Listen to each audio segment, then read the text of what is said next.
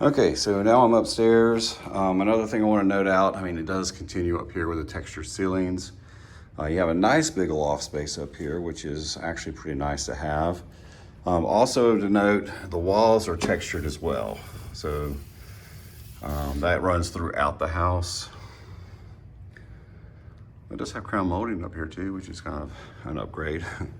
Here's your utility closet, and this is one thing I don't like. So you got your HVAC system in here, no big deal. You know, you typically even have it up in a closet or it'd be up in the attic one. Here's what I'm not a fan of. Hot water heater up on the second story. You know, that just spells a recipe for disaster, but I will give them credit. They do have the pan underneath here, and they do have it plumbed out, so if it were to ever leak, it has somewhere to go other than over the floor and collapse your ceiling down below. So kudos to them for at least doing that. There's your scuttle hole to get up into the attic. You'd have to just press that up, have a ladder down here in order to actually get in and access it. So I'm seeing them in the loft here. To the right, here's one of the secondary bedrooms. Yeah, pretty good size. This one overlooks the backyard.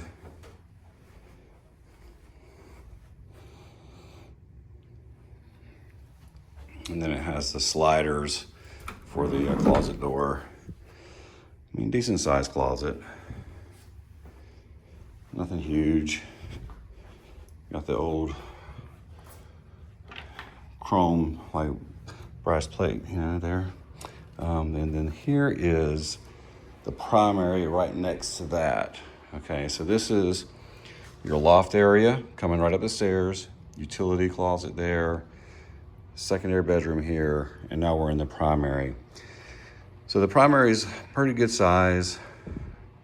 You can easily put a king bed in here and still have some room for some furniture. The ensuite is not really anything to brag about. You do have 2 sinks in here. It's got the old white fixtures. And then you come around this corner here and then you got a jacuzzi style CD tub and the shower combo there. So if you're a fan of the tub, it's got you can lay back in there, got plenty of room. Old school, 2008. And then you have your closet here. You know, you got your wire racks and everything. Plenty of space. I mean, it's a nice, good sized closet. And then you have more room over here.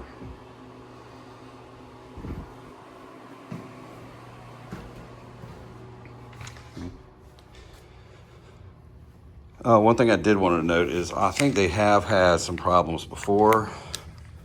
We'll just kind of look right here. You can see where there's damage to the bottom of the door there and to that molding. Obviously they've done some repair work. So, you know, take that for what it is. I don't know if they had a leak or something or what, but there's just been work done to be noted on that. So then we have a hallway that comes back here to the front of the house. And then you have a full bathroom here with only 1 sink. And it does have like a small linen closet here, which that is nice.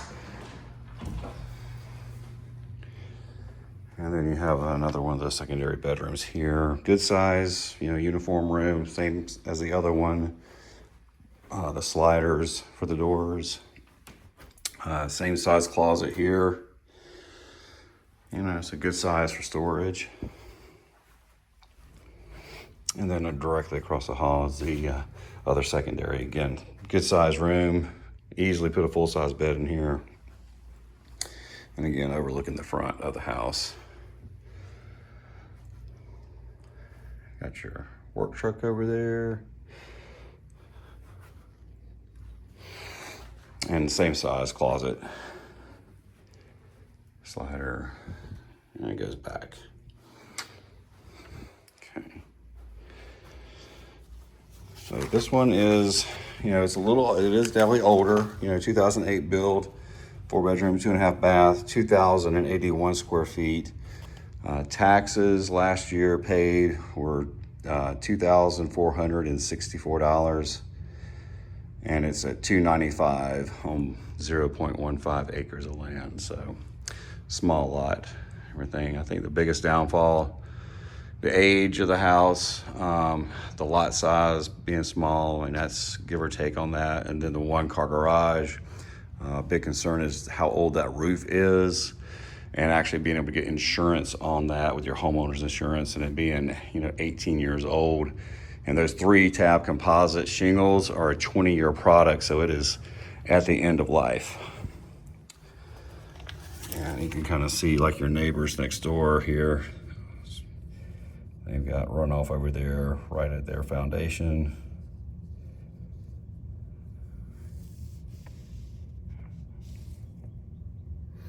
So anyway, so I'll head over to the next one, get these all uploaded for you.